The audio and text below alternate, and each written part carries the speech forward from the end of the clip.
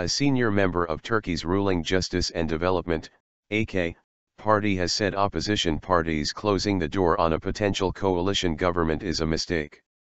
Deputy Prime Minister Bulent Arinc, a fouding member of the AK party, on Friday rejected the so-called red lines drawn by political parties ahead of forming a new Turkish government in the aftermath of the country's June 7 general election.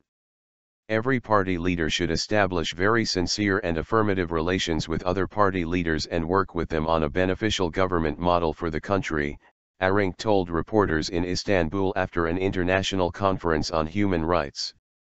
Sunday's election saw the Justice and Development (AK) party lose its governing majority, which it had held for over a decade.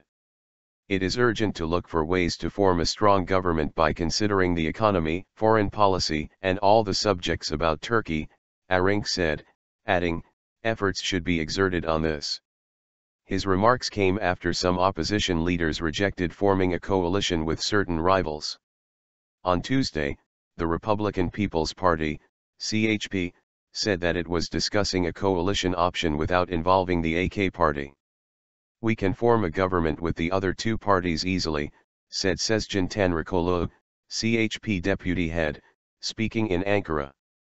Tanrıkolu was referring to the Nationalist Movement Party, MHP, which has also ruled out the possibility of forming a coalition with pro-Kurdish People's Democratic Party, HDP.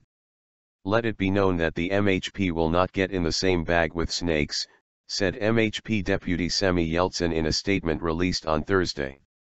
They, the HDP, have our soldiers, our policemen, our civilians and mostly Kurdish people's blood on their hands.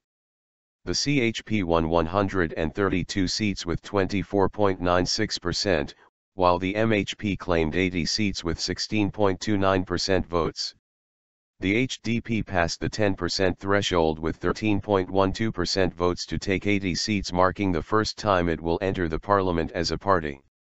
However, Arinc rejected such red lines, saying, an understanding which closes the door to some parties is not a correct understanding, he said. Once the final results are announced, the deputies of the 25th Grand National Assembly will be sworn in within 5 days. The constitutional deadline to form a new government will expire around August 18.